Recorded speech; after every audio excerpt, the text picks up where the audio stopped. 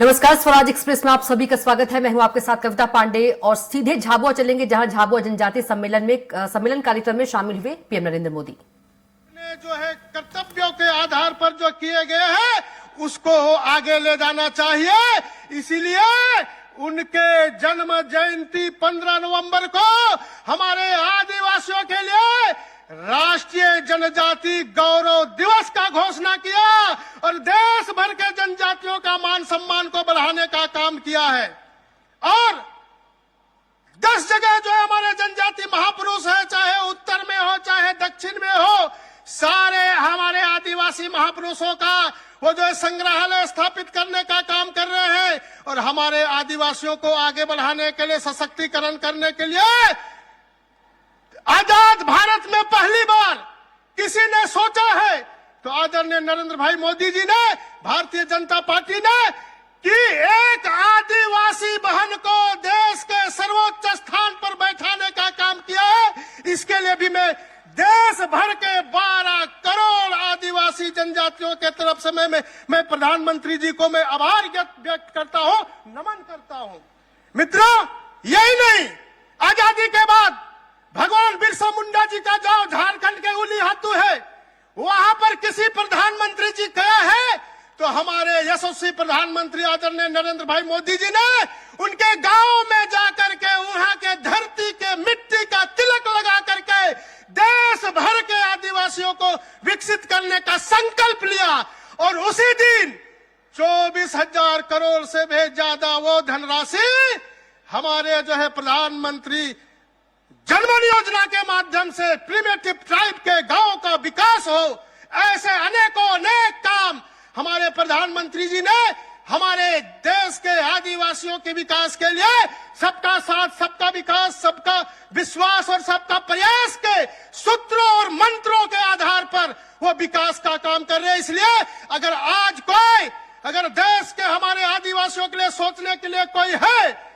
तो देश के यशस्वी प्रधानमंत्री आदरणीय नरेंद्र भाई मोदी जी है, हमारा जो है भारतीय जनता पार्टी है। इसलिए आज हमें गर्व होता है कि आदिवासियों के लिए अब जो है गांव में विकास हो रहा है, समाज का विकास हो रहा है और देश आगे बढ़ेगा। प्रधानमंत्री जी का यात्रा है आत्मनिर्भर भारत, स्वावलंबी भारत, एक भारत श्रेष्ठ भारत, बदलता भारत।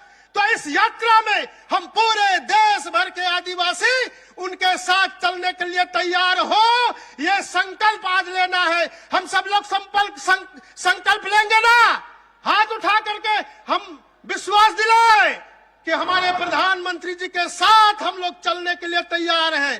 भारत माता की, भारत माता की। धन्यवाद। बहुत बहुत धन्यवाद माननीय अध्यक्ष जी। अब मैं आमंत्रित करता हूं भारत सरकार के हमारे केंद्र के मंत्री, झारखंड के पूर्व मुख्यमंत्री आदरणीय अर्जुन मुंडा जी को, और वो यहां पर आए और इस महाकुंभ को संबोधित करें। परम श्रद्धेय आदरणीय अर्जुन मुंडा जी।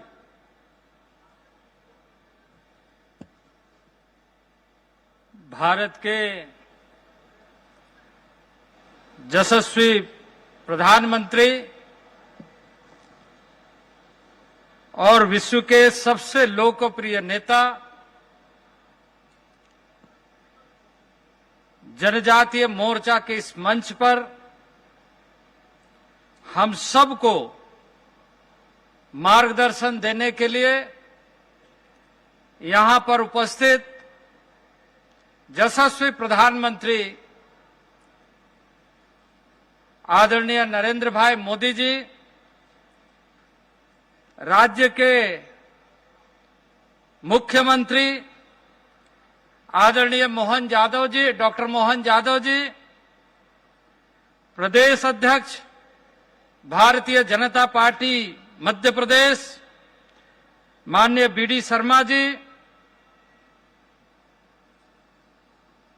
पूर्व मुख्यमंत्री आदरणीय शिवराज चौहान जी, हमारे राष्ट्रीय जनजाति मोर्चा के राष्ट्रीय अध्यक्ष आदरणीय भाई समीर उरांव जी, हमारे वरिष्ठ भारत सरकार में राज्य मंत्री फग्गन सिंह कुलस्ते जी, हमारे राज्य मंत्री आदरणीय बहन भारती प्रवीण पवार जी, यहां पर मध्य प्रदेश शासन के सभी माननीय मंत्रीगण, हमारे सभी जनजातीय सांसदगण और यहां भारी संख्या में जनजाति महाकुंभ के रूप में उपस्थित झाबुआ में गुजरात, मध्य प्रदेश, राजस्थान जैसे विभिन्न गांवों से आए हुए हमारी माताएं, बहनें, भाइयों, बुजुर्गों और हमारे जनजाति संत जो यहां मंच पर उपस्थित हैं, आप सबको हार्दिक अभिनंदन। झारखंड के धरती से, भगवान बिरसा मुंडा के पुण्य भूमि से आप सबको जोहार।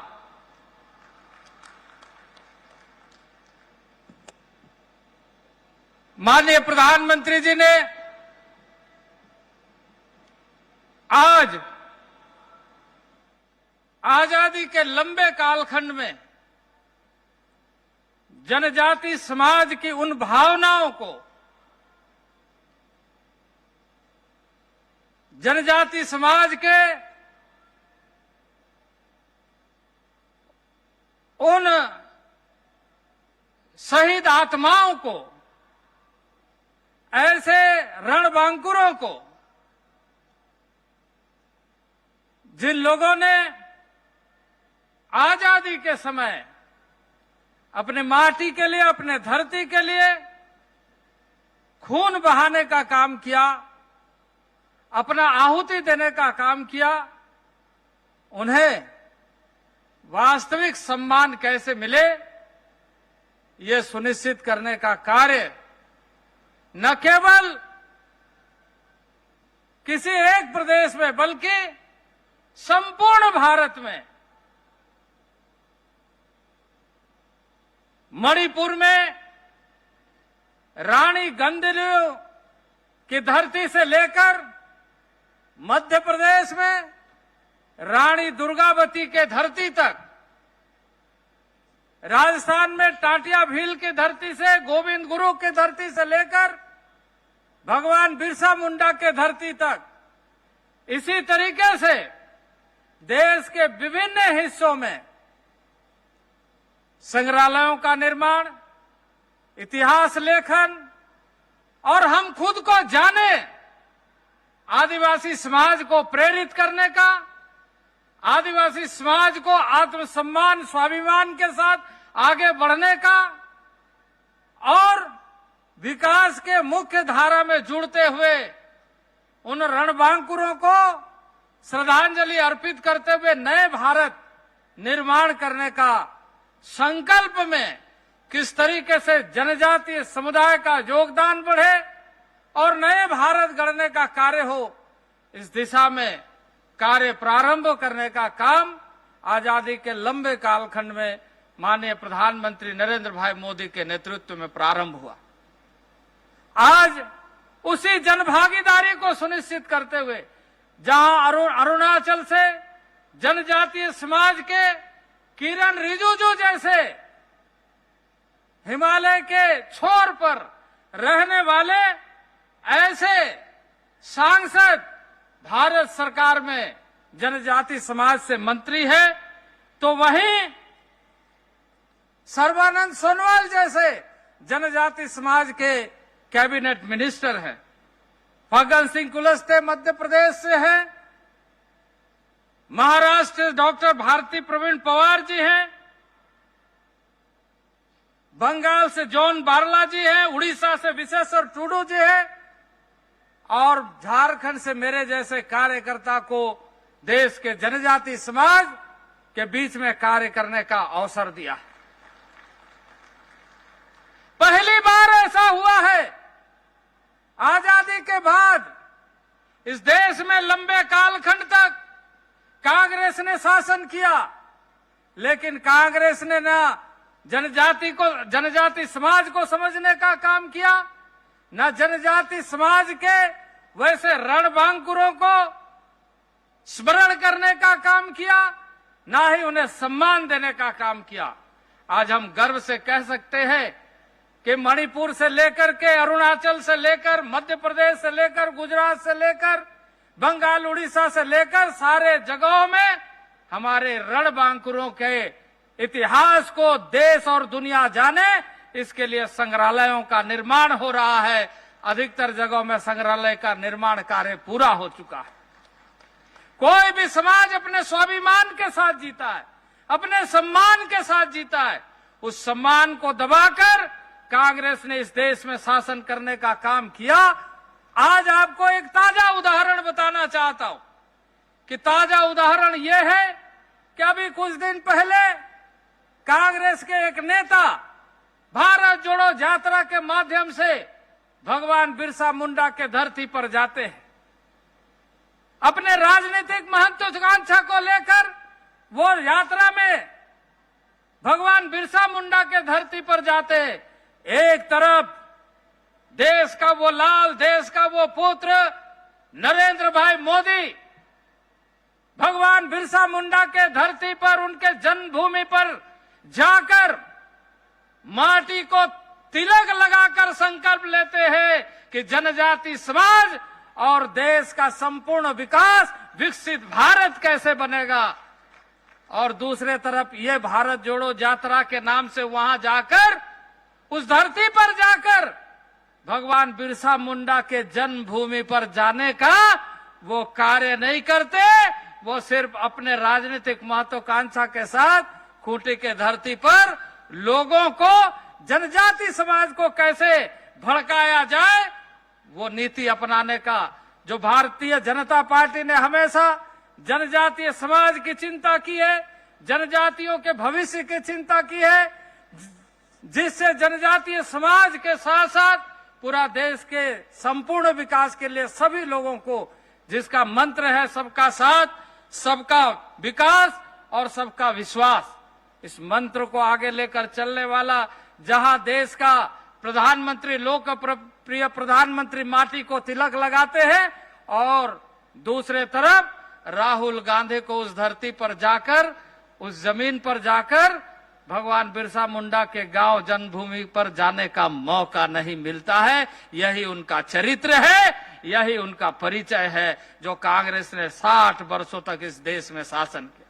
जहां भारतीय जनता पार्टी के नेतृत्व में, आदरणीय नरेंद्र भाई मोदी के नेतृत्व में जनजाति समाज का मान सम्मान आगे बढ़े, वहीं उसके साथ साथ संपूर्ण विकास के लिए शिक्षा में एकलव्य मॉडल रेसिडेंशियल स्कूल के माध्यम से तमाम मंडल स्तर तक अच्छी शिक्षा, गुणवत्ता आधारित शिक्षा कैसे मिले, यह सुनिश्चित करने का कार्य किया जा रहा है। और अब आने वाले कुछ दिनों में ही अभी 410 से अधिक स्कूल प्रारंभ हो गया है, लेकिन इसके बाद 640 स्कूल पूरे देश में एकलव्य मॉडल रेसिडेंशियल स्कूल प्रारंभ हो रहा है। इसी तरीके से 33 लाख से अधिक बच्चों को छात्रवृत्ति दिया जा रहा है। 10,000 से अधिक बच्चों को इंजीनियरिंग में, आईआईटी में, एनआईटी में, आईआईएम में स्कॉलरशिप के माध्यम से उसका शिक्षा, उच्च शिक्षा सुनिश्चित किया जा रहा है। इसके साथ साथ ही आप साक्षी हैं, मध्य प्रदेश की धरती पर देश के प्रधानमंत्री जी ने चिंता की, देश के समस्त ऐसे क्षेत्रों में रहने वाले जनजाति समाज के जो स्वास्थ्य की असुविधा है, सिकिल सेल एनीमिया के लिए इसी शहडोल की धरती से पूरे देश के आदिवासी समाज को स्वस्थ समाज, सिकिल सेल की बीमारी से यह झारखंड से प्रारंभ होकर, उड़ीसा से प्रारंभ होकर गुजरात के धरती तक, मध्य प्रदेश, छत्तीसगढ़, तमाम क्षेत्रों में जो सिकिल्स की समस्या है उसका समाधान करने के लिए देश में और यह दुनिया का सबसे बड़ा जनजाति समाज का ये हेल्थ के क्षेत्र में हेल्थ इनिशिएटिव है। इसके लिए मैं प्रधानमंत्री जी को, आप सभी जनजाति समुदाय के उपस्थित भाइयों एवं बहनों के तरफ से हार्दिक आभार व्यक्त करता हूं। मैं निश्चित रूप से कहूंगा कि इस तरह के अभियान के शुभारंभ से आज देश के जनजाति समाज भविष्य में एक स्वस्थ समाज, संपूर्ण विकास के साथ, और इस अवसर पर मैं कहना चाहूंगा कि माननीय प्रधानमंत्री जी, आपने जिस तरीके से विभिन्न योजनाओं का लगातार अनुश्रवण किया है, हमेशा पूछताछ की है, हमेशा जानकारी ली है विभिन्न योजनाओं का कि नीचे तक जनजाति समाज उससे लाभान्वित हो रहा है या नहीं। आज जनजाति समाज के किसान समुदाय अधिक से अधिक सीधे तौर से डीबीटी के माध्यम से, जहां छात्रों को छात्रवृत्ति डीबीटी के माध्यम से मिल रहा है, वहीं किसानों को डीबीटी के माध्यम से किसान सम्मान निधि योजना का राशि सीधे खाते में पहुंच रहा है। यह आज पूरे विश्व के अंदर एक नए तरीके से प्रारंभ किया हुआ योजना है, जहां देश के किसान आत्मनिर्भरशील बने, देश के किसान सशक्त बने, देश के किसान जो अन्नदाता है वो और अधिक अन्न उपजाए और हम सब गौरव करें। जो इसके पहले कांग्रेस के शासन में विदेशों से अनाज लाया जाता था, अब धीरे धीरे चावल में, गेहूं में, ऐसे सभी चीजों में, मात्र कुछ चीजों में आयात किया जा रहा है। वो भी पिछले दिनों माननीय प्रधानमंत्री जी के नेतृत्व में पोर्टल लॉन्च किया गया है, दलहन के लिए, तूर के लिए, और अब किसानों को प्रेरित करते हुए 2027 तक दाल में भी हम आत्मनिर्भरशील हो जाएंगे। ये माननीय प्रधानमंत्री जी का संकल्प है और उस संकल्प के साथ पूरे जनजाति समाज को जुड़ना है। इन्हीं चंद बातों के साथ, समय का अभाव, इन्हीं बातों के साथ मैं अपने वाणी को विराम देना चाहता हूं।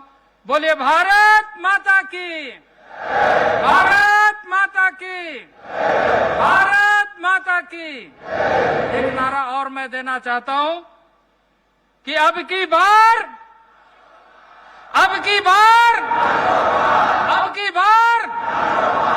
बहुत बहुत धन्यवाद।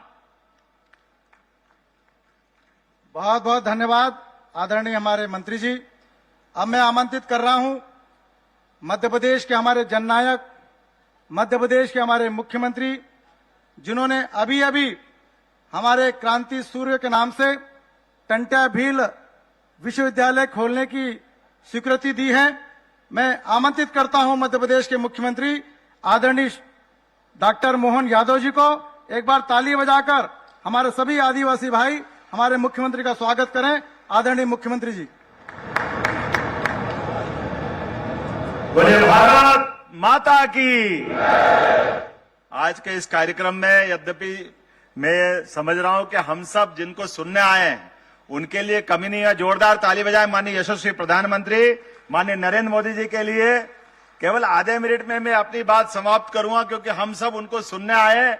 आज के इस अवसर पर, इस महाकुंभ में मध्य प्रदेश की धरती पर गुजरात, महाराष्ट्र, राजस्थान और मध्य प्रदेश के भी दूरस्थ अंचल से आए सभी भाई बहनों, समूचा मंच, मैं आज के इस अवसर पर इतना ही बताना चाहूंगा कि यहां इस मंच पर माननीय मोदी जी का आना यह हम सब के लिए नहीं, पूरे देश के लिए सौभाग्यशाली है। लगभग 7,000 करोड़ से ज्यादा की परियोजनाओं का लोकार्पण, भूमि पूजन आज ही इसी कार्यक्रम में हो रहा है। यह हम सबका सौभाग्य है। और उसमें भी सबसे बड़ा हमारा एक काम, इसी खरगोन के अंदर क्रांतिवीर टंट्या मामा के नाम से ये विश्वविद्यालय चालू हो रहा है और इसी अगले सत्र से चालू होकर के वो सौगात हमको मिलेगी। मेरी अपनी ओर से पुनः आप सबका वंदन, अभिनंदन, बहुत बहुत धन्यवाद। भारत माता की जय। बहुत बहुत धन्यवाद आदरणीय मुख्यमंत्री जी। मैं अब आग्रह करता हूं कि टंट्या भील विश्वविद्यालय की जो सौगात मिली है उसका एक वीडियो मध्य प्रदेश की सरकार के द्वारा तैयार किया गया है। मैं चाहता हूं कि वो वीडियो को चालू किया जाए और सभी से आग्रह कि इस वीडियो को देखें क्योंकि ये हमारे समाज का के नाम से विश्वविद्यालय खोला जा रहा है। मध्य प्रदेश के जनजाति समाज के महान स्वतंत्रता संग्राम सेनानी जननायक टंट्या मामा भील का नाम भारत के प्रथम स्वतंत्रता संग्राम के क्रांतिकारी वीरों एवं सेनानियों में बड़े सम्मान और आदर से लिया जाता है। माननीय प्रधानमंत्री श्री नरेंद्र मोदी जी के मार्गदर्शन और मुख्यमंत्री डॉक्टर मोहन यादव के नेतृत्व में मध्य प्रदेश सरकार द्वारा टंट्या मामा के नाम से खरगोन में क्रांति सूर्य टंट्या भील विश्वविद्यालय की सौगात दी जा रही है। जनजाति विद्यार्थियों के लिए समर्पित इस विश्वविद्यालय में खरगोन के साथ ही बड़वानी, खंडवा, बुरहानपुर और अलीराजपुर जैसे जनजाति बाहुल्य वाले 5 जिलों के 83 महाविद्यालय जुड़ेंगे। राष्ट्रीय शिक्षा नीति 2020 की अपेक्षा अनुसार विश्वविद्यालय में परंपरागत विषयों के अतिरिक्त नवीन क्षेत्रों के रोजगार परक एवं कौशल उन्नयन के ऐसे पाठ्यक्रम संचालित किए जाएंगे जो इस क्षेत्र के विद्यार्थियों की आवश्यकता के अनुरूप होंगे। 60,000 से अधिक जनजातीय वर्ग के विद्यार्थियों को इस विश्वविद्यालय का सीधा लाभ मिलेगा। 170 करोड़ की अनुमानित लागत से तैयार होने वाला ये विश्वविद्यालय सत्र 2024-25 से प्रारंभ होगा। मध्य प्रदेश के लिए ये गौरव की बात है कि भील भिलाला जनजातीय बाहुल्य क्षेत्र के लिए विशेष रूप से समर्पित देश का ये पहला विश्वविद्यालय होगा।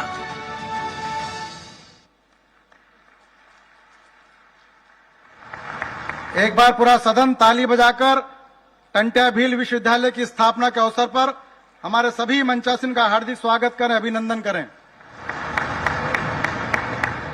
अब हमें जिनका इंतजार है और लंबी प्रतीक्षा के बाद में जिनका मार्गदर्शन हमको प्राप्त होने वाला है, दुनिया के सबसे लोकप्रिय नेता, हम सबके प्रधानमंत्री परम श्रद्धेय आदरणीय नरेंद्र मोदी जी, मैं उन्हें आमंत्रित करता हूं और आह्वान करता हूं कि हम सभी जनजाति बंधुओं को इस महाकुंभ में संबोधित करें और एक बार ताली बजाकर स्वागत करें, अभिनंदन करें।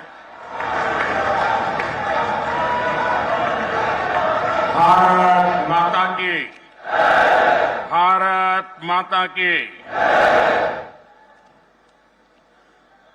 बाबा डूंगरदेव की, बाबा डूंगरदेव की। बधा भाई बहन ने राम राम, केम छो?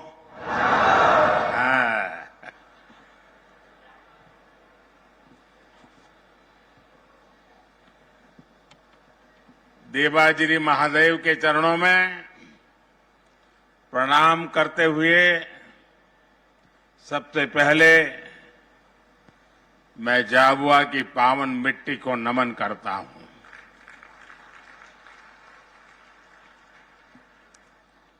आप सब इतनी बड़ी संख्या में मुझे आशीर्वाद देने के लिए पधारे हैं। मैं आप सबको, विशेष करके हमारी माताओं बहनों को और इस क्षेत्र के जनजातीय समाज को भी आदरपूर्वक नमन करता हूं।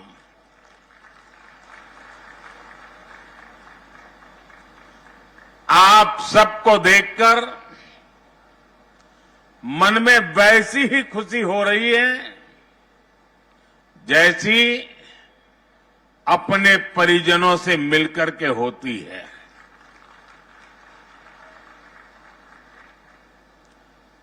झाबुआ जितना मध्य प्रदेश से जुड़ा है उतना ही गुजरात से भी जुड़ा है। झाबुआ और इस पूरे इलाके की गुजरात से केवल सीमा ही नहीं लगती, बल्कि दोनों तरफ के लोगों के दिल भी मजबूती से जुड़े हुए हैं।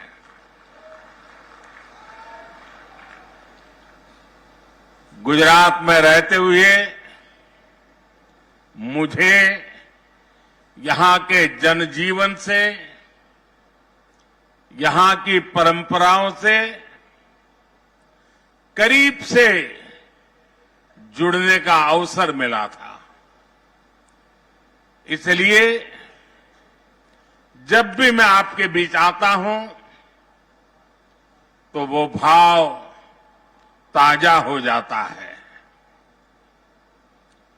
इन दिनों हमारे इस इलाके में तो भगोरिया की तैयारियां चल रही होगी, चल रही है ना। मैं आप सबको भगोरिया की बहुत बहुत शुभकामनाएं देता हूं। साथियों, भगोरिया से पहले मुझे आप सबके बीच आकर ढेर सारी सौगात, विकास की योजनाएं आपके चरणों में सुपुर्द करने का भी सौभाग्य मिला है। कुछ देर पहले मैंने जाबुआ, खरगोन, खंडवा, बड़वानी, धार, अलीराजपुर समेत पूरे एमपी के लिए हजारों करोड़ रुपए की योजनाओं का लोकार्पण भी किया है।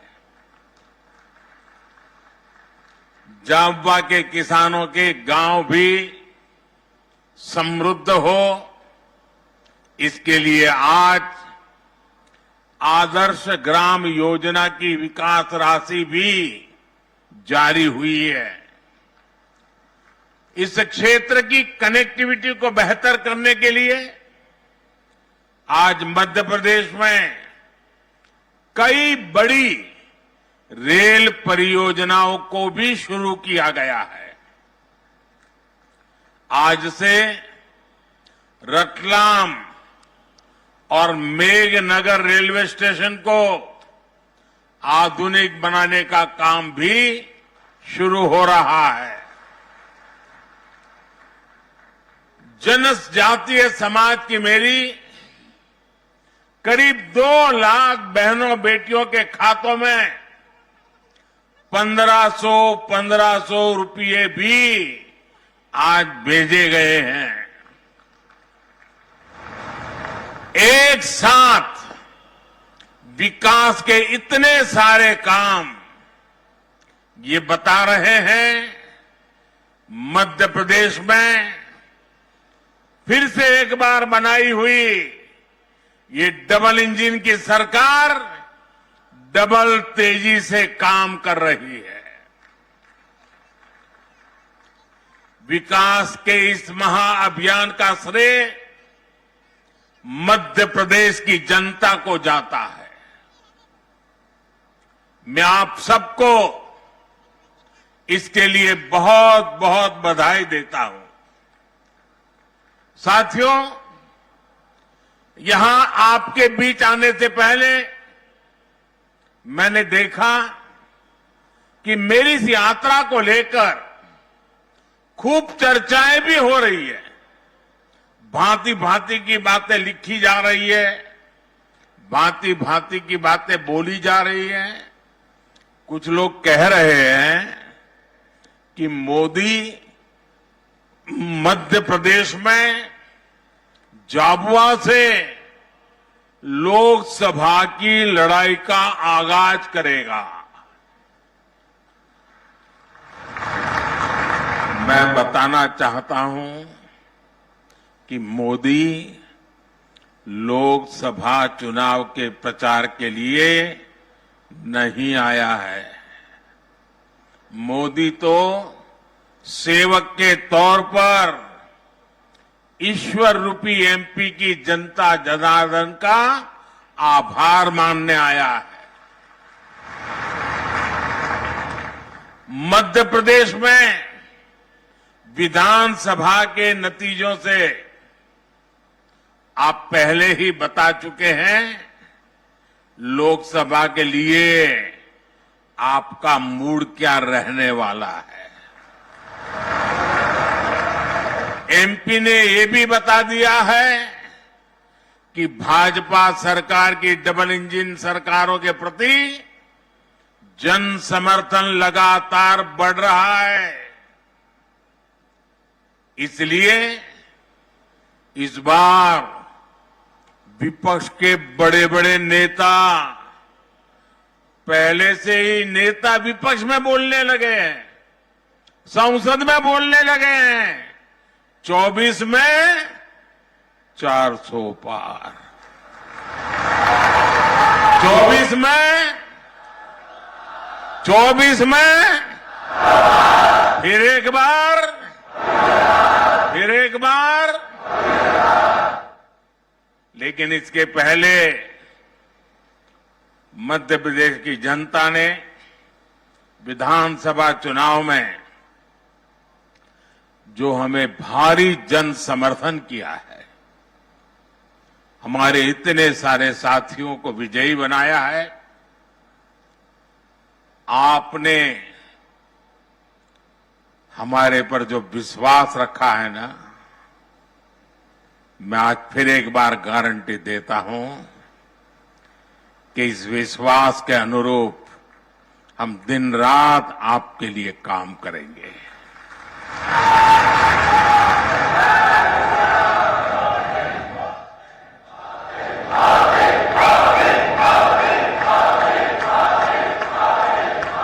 साथियों, कुछ दिन पहले जब विपक्ष में से आवाज आई 400 पार, तो फिर मैंने कहा देखो भाई, एनडीए की 400 पार की बात तो मैं भी सुन रहा हूं, लेकिन मैं ये भी सुन रहा हूं कि अकेला बीजेपी, अकेला कमल का निशान 370 पार करेगा। 370 पार करना चाहिए कि नहीं करना चाहिए? 370 से ज्यादा सीट आनी चाहिए कि नहीं आनी चाहिए? लेकिन लाओगे कैसे?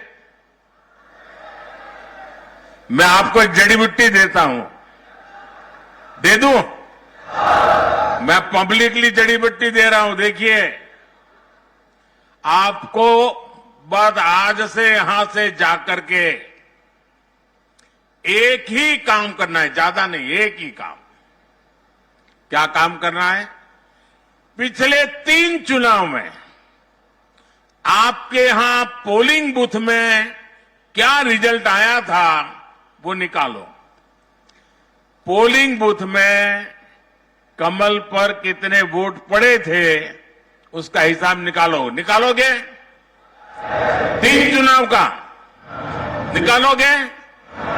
फिर उसमें जिस समय सबसे ज्यादा वोट मिले हैं उसको जरा लिख लो कि इस पोलिंग बूथ में पिछले चुनाव में 3 में ये सबसे ज्यादा वोट मिले थे।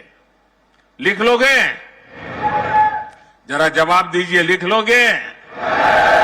फिर आप तय करना कि अब जो ज्यादा से ज्यादा वोट बूथ में मिले थे उसमें इस बार 370 नए वोट जुड़ने चाहिए। करेंगे?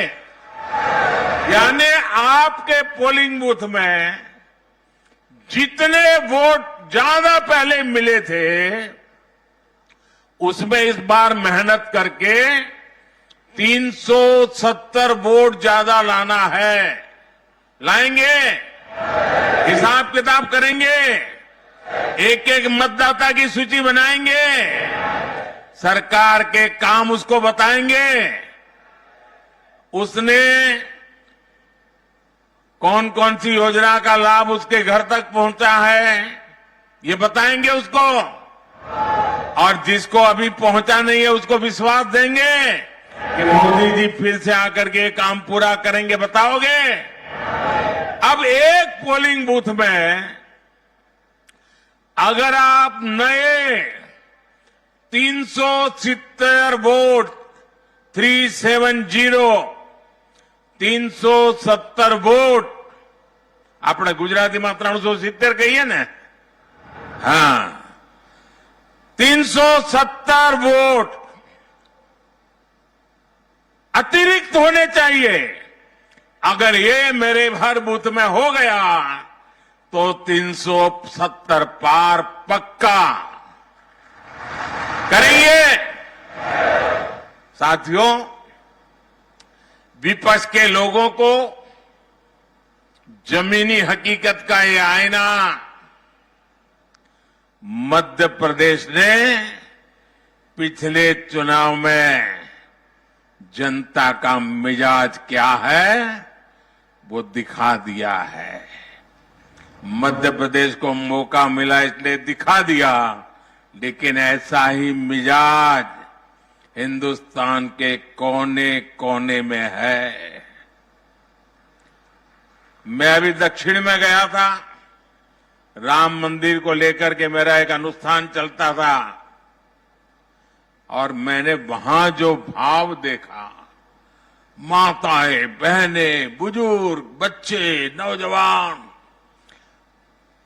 मेरा कार्यक्रम नहीं था पब्लिक का, मैं तो अपना पूजा पाठ के लिए गया था, लेकिन हजारों हजारों की तादाद में मुझे आशीर्वाद देने के लिए आ रहे थे। मैंने देश की ताकत को, देश के आशीर्वाद की ताकत को, माताओं बहनों के आशीर्वाद की ताकत को अनुभव किया है। मैं कल्पना नहीं कर सकता हूं कि आपके इस सेवक को आप इतना प्यार करते हैं, इतना आशीर्वाद देते हैं। शायद कितने जन्मों का पुण्य होगा, तब जाकर के मुझे आपके आशीर्वाद प्राप्त करने का अवसर आता है। मेरे प्यारे जनजातीय समाज के भाइयों बहनों, 23 में कांग्रेस की छुट्टी हुई थी विधानसभा चुनाव में, 24 में पूरा सफाया होना तय है। साथियों, डबल इंजन की सरकार कैसे काम करती है, मध्य प्रदेश एक उत्तम उदाहरण आज पूरे देश के सामने है। बीते वर्षों में मध्य प्रदेश ने 2 अलग अलग दौर देखे हैं। एक डबल इंजन सरकार का ये दौर और दूसरा कांग्रेस के जमाने का काला काल। कम उम्र के युवाओं को शायद याद भी नहीं होगा कि आज विकास के रास्ते पर तेजी से दौड़ रहा मध्य प्रदेश भाजपा सरकार आने से पहले देश के सबसे बीमारू राज्यों में गिना जाता था। मध्य प्रदेश को बीमारू बनाने के पीछे सबसे बड़ी वजह थी गांव, गरीब और आदिवासी इलाकों को लेकर कांग्रेस का नफरत भरा रवैया।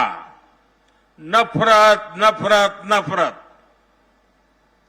इन लोगों ने न कभी आदिवासी समाज के विकास की चिंता की, न उसके सम्मान के बारे में सोचा। इनके लिए तो जनजातीय लोगों का मतलब केवल कुछ वोट होता था, सिर्फ वोट होता था। इन्हें गांव, गरीब, पिछड़ा की याद तब आती थी जब चुनाव की घोषणा होती थी। साथियों, ये अटल बिहारी वाजपेयी की बीजेपी सरकार थी जिसने पहली बार आदिवासी हितों के लिए नया मंत्रालय बनाया, अलग मंत्रालय बनाया, अलग बजट निकाला और आदिवासी इलाकों का विकास, आदिवासी लोगों का विकास, आदिवासी बेटे बेटियों के भविष्य के लिए पूरी व्यवस्था। ये हमारी बीजेपी की सरकार है जिसने वन उपज पर एमएसपी में रिकॉर्ड वृद्धि की। ये बीजेपी की सरकार है जिसने एमएसपी के दायरे में वन उपज की संख्या को करीब 10 से बढ़ाकर 90 के आसपास पहुंचा दिया। ये बीजेपी की सरकार है जिसने देश के आदिवासी इलाकों में वन धन केंद्र खोले हैं ताकि आदिवासी उत्पादों को नए हाट, नए बाजार मिले।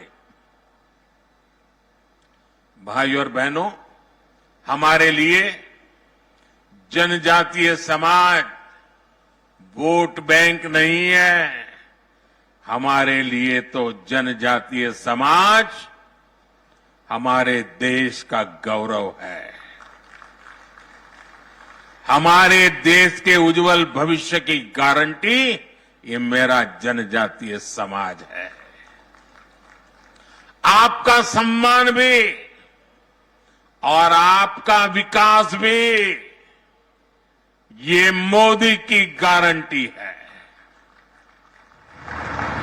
आपके सपने, आपके बच्चों के सपने, नौजवानों के सपने, ये मोदी का संकल्प है।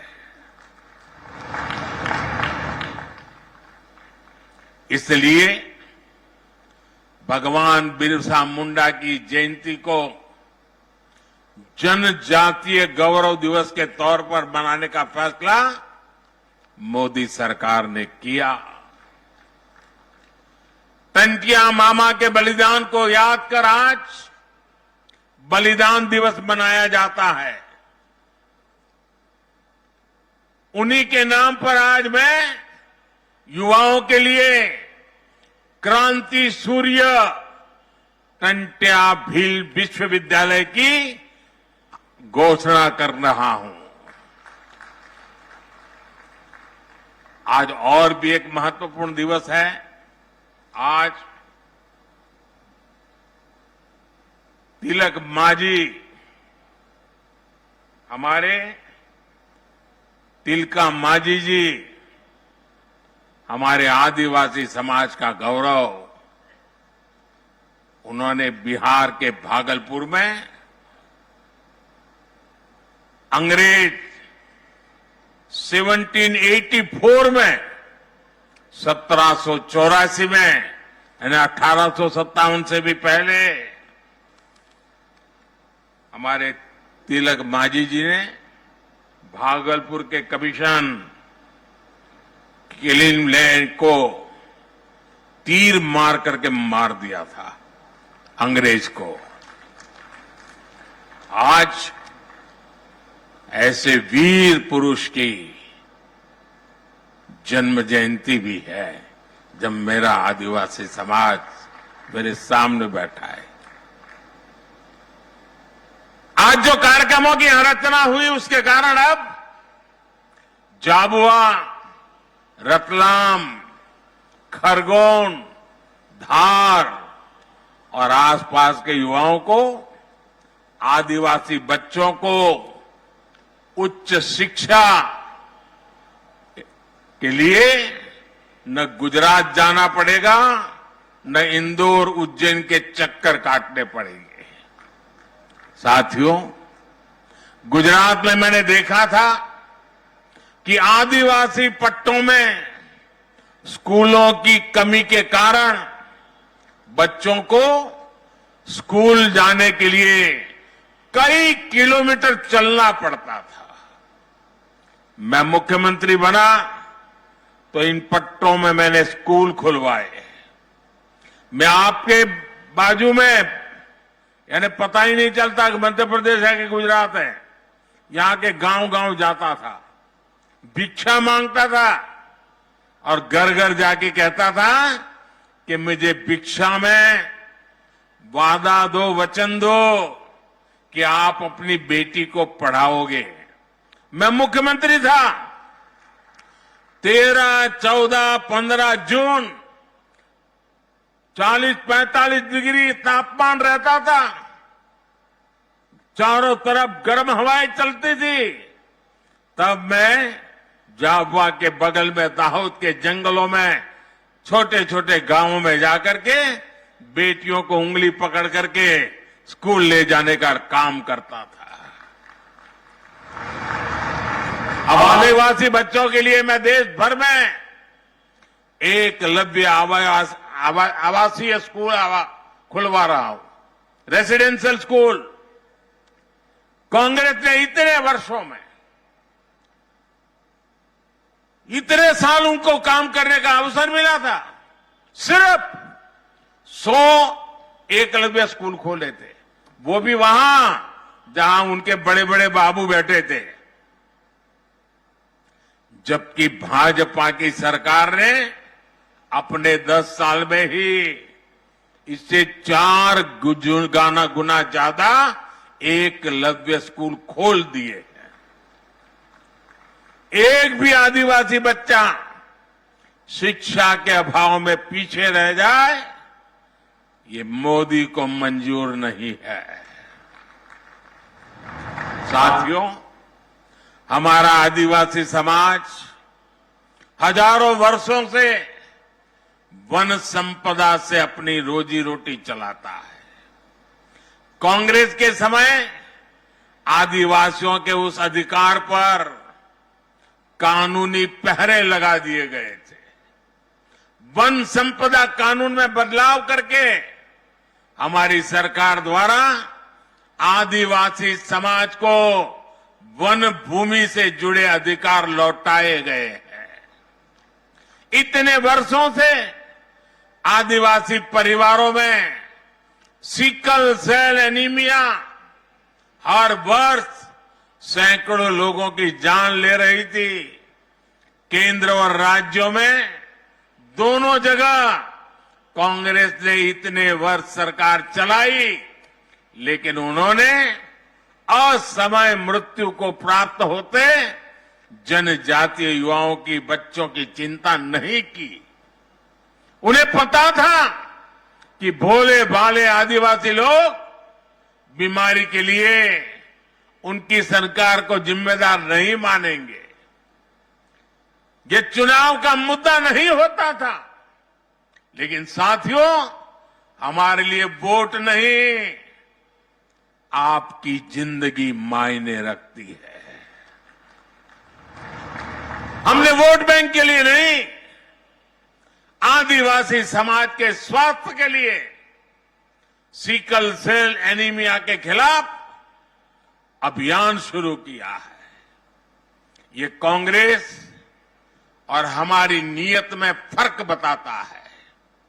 ये नीयत का फर्क ही है कि आज हमारा आदिवासी समाज सम्मान के साथ विकास की दौड़ में आगे बढ़ रहा है। ये नीयत का ही फर्क है कि हमने मध्य प्रदेश को बीमारू राज्य से विकासशील राज्य बना दिया है। साथियों, आज स्वामित्व योजना के माध्यम से लोगों को उनकी जमीन के कागजात दिए जा रहे हैं। कुछ देर पहले यहां भी 1,75,000 लोगों को स्वामित्व अधिकार पत्र दिए गए हैं। ये अधिकार पत्र नहीं,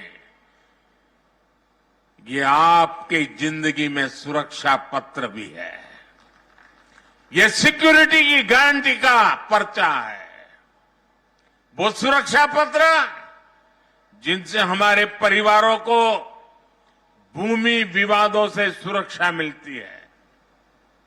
वो सुरक्षा पत्र जो हमारे परिवारों को सूदखोरों के कर्ज से सुरक्षा देते हैं। आप पहले की उस स्थिति की परिकल्पना करिए जब किसी व्यक्ति को अपनी ही संपत्ति के किसी विवाद के लिए कोर्ट के चक्कर काटने पड़ते थे। 2-2 पीढ़ी कोर्ट के चक्कर काटने में ही पूरी हो जाती थी। जब किसी लोन के लिए सूदखोरों से मिन्नत करनी पड़ती थी, जब पढ़ाई के लिए किसान को जमीन बेचनी पड़ती थी, आज एक स्वामित्व योजना मेरे देश के गांव गरीब को इन सब मुश्किलों से बचाती है। साथियों, आज जो सबसे वंचित है, सबसे पिछड़ा है, हमारी सरकार में वो सबसे पहली प्राथमिकता है। समाज में जो सबसे आखिरी वर्ग होता था, हमने विकास में उसे सबसे पहला दर्जा दिया। बेटा, तुम्हारा हाथ दुख जाए, दर्द करेगा, बहुत बहुत तूने किया। मिल गया मुझे बेटा, मिल गया मिल गया तेरा प्यार अब तेरा हाथ दर्द करेगा बेटा। अब हाथ नीचे करो, मुझे मिल गया। शाबाश, समझदार हो। जो सबसे गरीब थे, आज सबसे पहले सरकार उनके लिए योजनाएं बनाती है। सबसे आखिरी गांव, सबसे आखिरी वर्ग, ये कौन लोग थे? इनमें से ज्यादातर हमारे दलित, आदिवासी, पिछड़ा, ऐसे वंचित समाज के लोग थे। इसलिए सबसे पिछड़े जनजातीय समूहों के लिए हमने पीएम जन मन योजना शुरू की। जो जनजातीय समाज अब तक विकास की मुख्य धारा से कटा हुआ था, जनमन योजना के तहत उनका तेज विकास शुरू किया गया है। इसका लाभ यहां इस क्षेत्र की बैरा, भारिया और सहरिया जैसे जनजातीय समूह को होने वाला है। मध्य प्रदेश के आदिवासी बहुल जिलों में हजारों करोड़ रुपए के कार्य पीएम जन मन योजना के तहत कराए जा रहे हैं। प्रधानमंत्री आदि आदर्श ग्राम योजना के जरिए जबुआ के भी 550 गांवों में विकास के काम हो रहे हैं। भाइयों और बहनों, हमारी सरकार एमपी में आधुनिक इंफ्रास्ट्रक्चर पर भी उतना ही ध्यान दे रही है। कांग्रेस सरकार के 10 वर्षों में एमपी को रेलवे के विकास के लिए जितना पैसा मिला, आज हम उसे 24 गुना ज्यादा पैसा एमपी के लिए भेज रहे हैं। 24 गुना ज्यादा।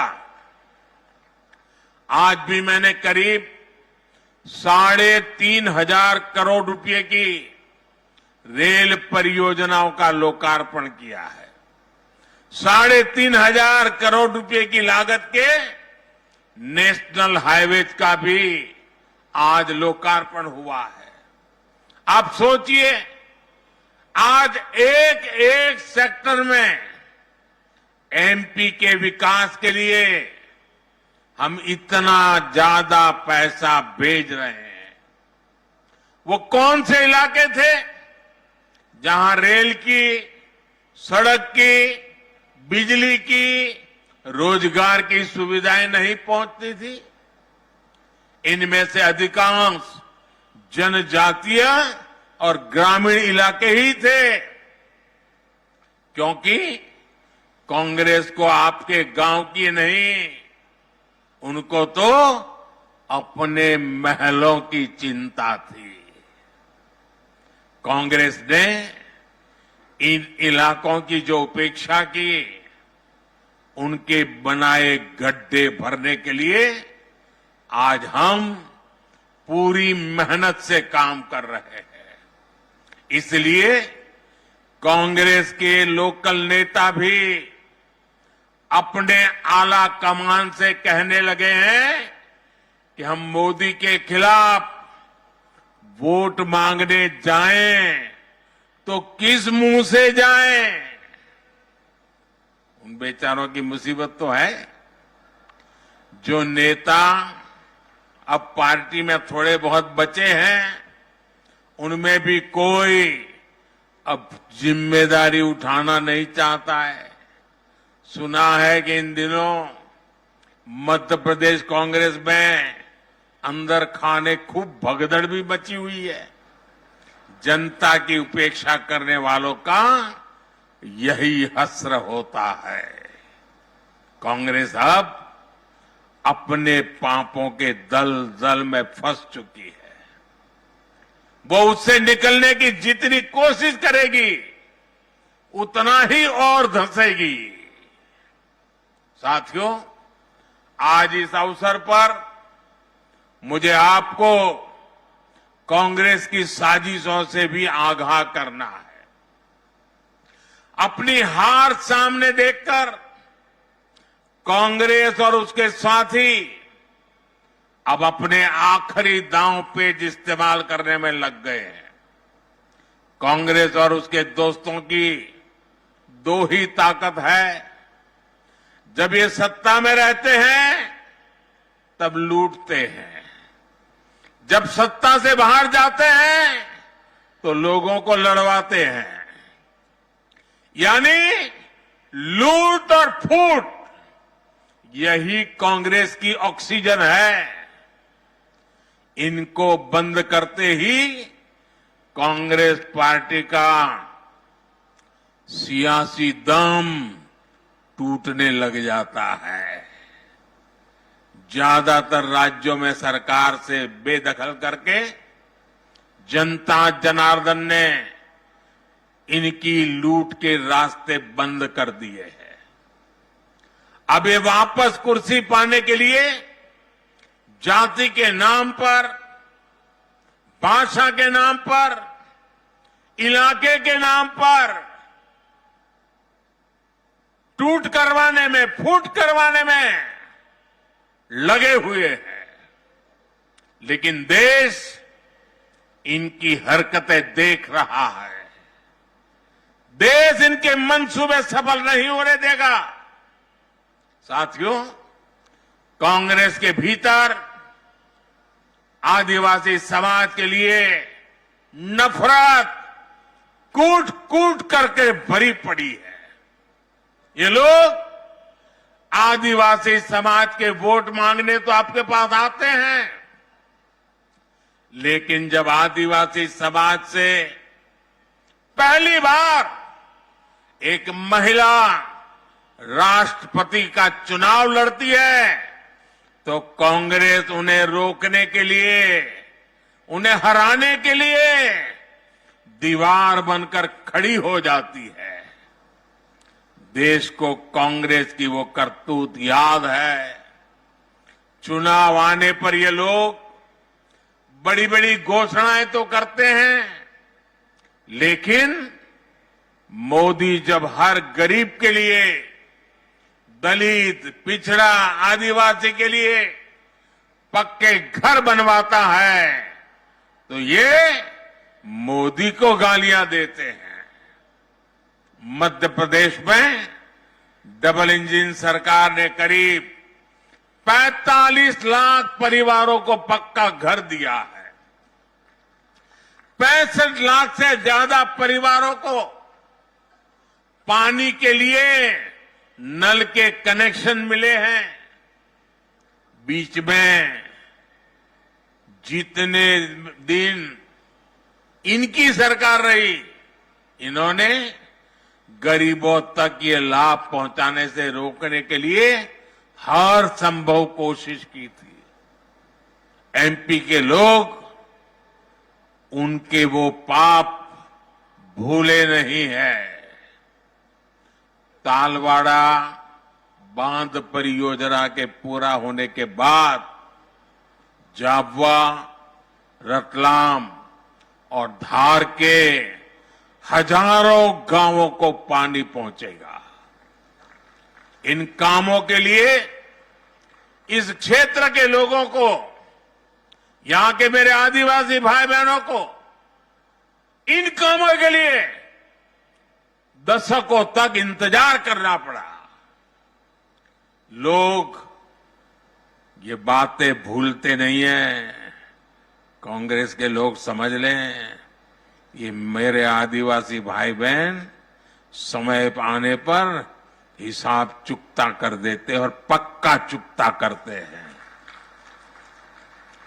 जनता ने कांग्रेस को जो जवाब अब तक दिया है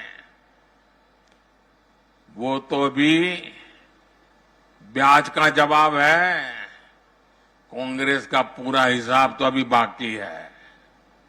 साथियों, डबल इंजन सरकार की मेहनत से एमपीए के, हमारे एमपी के युवाओं की, किसानों की, महिलाओं की अपनी एक पहचान बन रही है। यहां की पिथौरा पेंटिंग, गलसन माला, बाग प्रिंट साड़ी, सूट और जैकेट, इन सब के लिए बड़ा बाजार तैयार होने लगा है। मुझे पता चला है कि यहां की बहनों ने स्वयं सहायता समूह बनाकर शहद, पापड़, आचार और श्रीअन्न का अपना ब्रांड भी शुरू किया है। सब जगह यहां के उत्पादों को खूब पसंद किया जा रहा है। इस बजट में हमारी सरकार ने लखपति दीदी बनाने के लक्ष्य को बढ़ाकर 3 करोड़ लखपति दीदी बनाने का लक्ष्य है मेरा। गांवों में स्वयं सहायता समूह में काम करने वाली 3 करोड़ दीदी लखपति दीदी बनेगी, ये मोदी की गारंटी है। लखपति दीदी अभियान का बहुत बड़ा फायदा महिला स्वयं सहायता समूह की बहनों को भी हो रहा है। केंद्र सरकार नमो ड्रोन दीदी अभियान के तहत देश के 15,000 स्वयं सहायता समूहों को आधुनिक ड्रोन भी देने जा रही है। बहुत ही जल्द नमो ड्रोन दीदी झाबुआ में भी कृषि क्रांति करती हुई दिखाई देने लगेगी। साथियों, आदिवासी शिल्प, कला और उत्पादों की तो अब देश और दुनिया में पहचान बन गई है। आदिवासी समाज के पारंपरिक हुनर को रोजगार के अवसरों को बदलने के लिए हमने जो प्रयास किए हैं उनके परिणाम भी आने लगे हैं। आदिवासी कला और उत्पादों के लिए दिल्ली में इन दिनों आदि महोत्सव भी चल रहा है। आदि महोत्सव में पूरे देश और दुनिया से लोग आते हैं। जिस समाज को पिछली सरकारों ने पिछड़ा बताकर जंगल तक सीमित कर दिया था, आज उसका गौरव पूरा विश्व जान रहा है। मुझे विश्वास है आप सबके आशीर्वाद से ये मध्य प्रदेश के विकास की जो संकल्प यात्रा शुरू हुई है वो और गति से आगे बढ़ेगी। आप सब इतनी बड़ी संख्या में आए और आज पूरे देश में आदिवासी क्षेत्रों में लोग टीवी के माध्यम से स्थानीय लोग इकट्ठे होकर के इस कार्यक्रम में हमारे साथ जुड़े हुए हैं। जो लोग दूर से हमारे साथ जुड़े हुए हैं उनके साथ, और जो इतनी बड़ी तादाद में आए हैं उन सबका मैं हृदय से बहुत बहुत धन्यवाद करता हूं। मेरे साथ पूरी ताकत से बोलिए, भारत माता की आवाज हिंदुस्तान के हर कोने में पहुंच सकती है आपकी। तो भारत माता की, भारत भारत माता की, भारत माता की। बहुत बहुत धन्यवाद।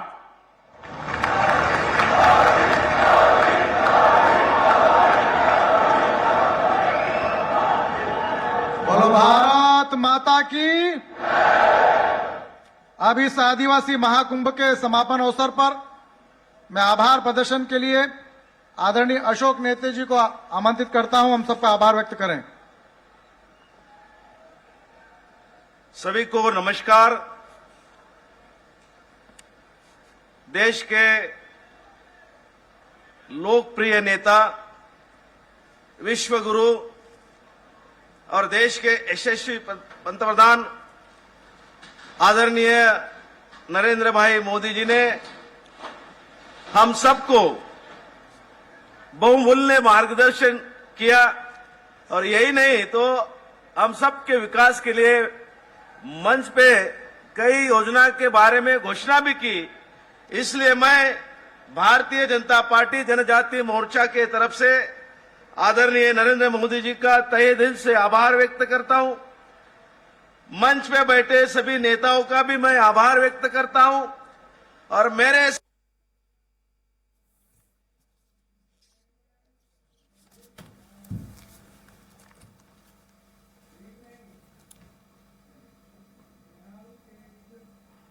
रुकेंगे एक छोटे से ब्रेक के लिए, जल्द लौटेंगे।